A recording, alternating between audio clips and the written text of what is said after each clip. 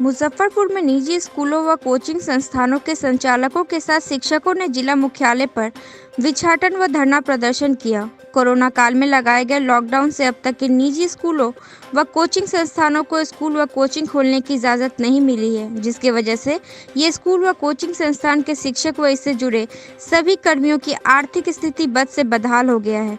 वहीं शिक्षकों ने जिला मुख्यालय के सामने तैनात पुलिस कर्मियों से भी भिक्षा मांगा। आज आप लोगों का आंदोलन भिक्षाटन क्या है? सर, हम लोग माननीय मुख्यमंत्री जी और प्रधानमंत्री जी को बताना चाहते हैं कि जब सारी संस्था खुल चुकी है तो फिर स्कूल ही क्यों बंद है। इसका कुछ तो वजह होगा। हम ये वजह जानना चाहते हैं कि स्कूल को ही क्यों बंद रखा गया है। बाज़ार खुला, मॉल खुला, सब कुछ खुल गया सर, ऐसा कोई चीज़ नहीं बंद है, लेकिन सिर्फ और सिर्फ स्कूल कोचिंग सेंटर ही क्यों बंद है। जो बच्चा 0 से 14 साल तक का वही मॉल में जाता है तो कस्टमर का रूप देखा जाता है कि एज ए कस्टमर है वो ट्रीट किया जाता है।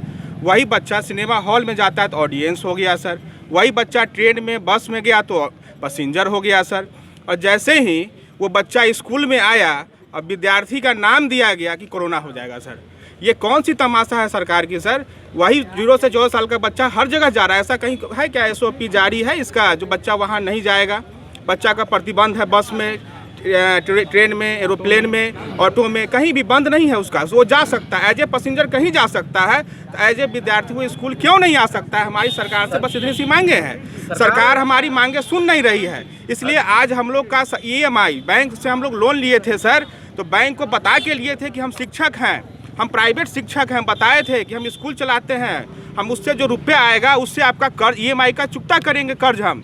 जब हमारा बैंक स्कूल ही नहीं चल रहा है तो बैंक हमको फ़ोन करके क्यों परेशान कर रही है? आज इसीलिए हम लोग कटोरा लेके भीख मांगने आए हैं। इससे जो पैसा इकट्ठा होगा वो पैसा हम बैंक में जाके देंगे कि लीजिए हम इतना ही पैसा इकट्ठा कर पाए हैं। आज हमारे पास कोई दूसरा विकल्प नहीं है भीख मांगने के सिवा।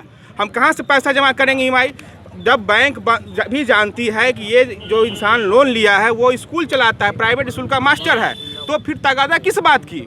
आप हम लोग का बस ये नहीं कहना है कि हमारा लोन माफ़ कर दीजिए। हम ये कभी नहीं कहते हैं कि लोन माफ़ कर दीजिए, हमको अनुदान दे दीजिए। मैंने कभी ऐसा नहीं कहा। हमारा बस इतना सा कहना है। मेरा नाम विकास शुक्ला हुआ सर।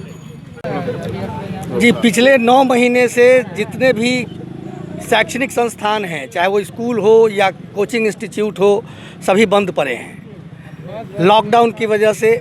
लॉकडाउन जबकि अनलॉक हो चुका है बहुत सारे मामलों में, आप देख सकते हैं कि सिनेमा घर, मॉल, बाज़ार, हर जगह रौनक आ गई है।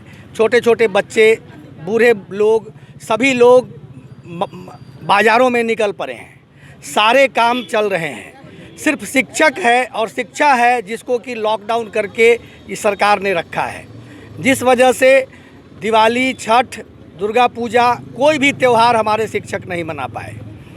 उनके छोटे छोटे बच्चे हैं, वो बीमार हैं, वो अस्पतालों में तड़प रहे हैं, उनके पास दवा नहीं है, उनके लिए खाने का भोजन नहीं है। लेकिन ये सरकार बिल्कुल कान पर जू इनके नहीं रेंग रहा है। तो ये पिछले 1 सप्ताह से मुजफ्फरपुर ही नहीं पूरे भारतवर्ष में ये आंदोलन हम लोग कर रहे हैं ताकि ये सरकार समझे, हम लोगों शिक्षकों की मांगों को माने। 10 सूत्री मांग का हमने उन्हें ज्ञापन दिया है। जितने भी यहाँ जनप्रतिनिधि हैं, विधायक हैं, विधान पार्षद हैं, जिलाधिकारी महोदय हैं, SDO साहब हैं, जितने भी पदाधिकारी हैं और जनप्रतिनिधि हैं, उन लोगों के माध्यम से हम लोगों ने सरकार तक बात पहुंचाई है। माननीय मुख्यमंत्री जी तक बात पहुंचाई है, गवर्नर साहब तक बात पहुंचाई है, चीफ जस्टिस ऑफ इंडिया तक बात पहुंचाई है कि आप लोग कम से कम समाज के ऐसे लोग हैं जिनको कि इस पर चुप नहीं रहना चाहिए। आप लोग ज़रूर बोलें, हमारे हक के लिए आवाज़ उठाएं और जल्द से जल्द विद्यालयों को खोलने की अनुमति प्रदान करें। आज शिक्षक पूरे भारतवर्ष में विभिन्न प्रकार की प्रतियोगी परीक्षाओं का आयोजन सरकार कर रही है। मैं पूछता हूं कि लॉकडाउन है तो फिर प्रतियोगी परीक्षाओं की व्यवस्था क्यों हो रही है, उनका आयोजन क्यों हो रहा है? और अगर आयोजन हो रहा है तो हमारे शिक्षक के पास अगर बच्चे पढ़ने के लिए जाते हैं तो उनको कोरोना हो जाएगा, तो हो जाने दो कोरोना। जिलाधिकारी महोदय से, अधिकारियों से मुझे कहना है कि आप तो हमारे कहते हैं कि जनता के हम नौकर हैं, तो फिर नौकर को कोरोना नहीं हो, मालिक को कोरोना हो जाए, ये कैसा न्याय है?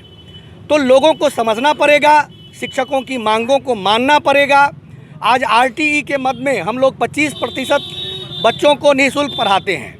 अगर सरकार आपकी बातों को नहीं मानती है तो आगे क्या करेंगे? आगे आंदोलन करेंगे हम लोग आंदोलन करेंगे, रैली करेंगे, चक्का जाम करेंगे, बंद करेंगे। क्या नाम हुआ? मेरा नाम सुधीर कुमार सिंह हुआ।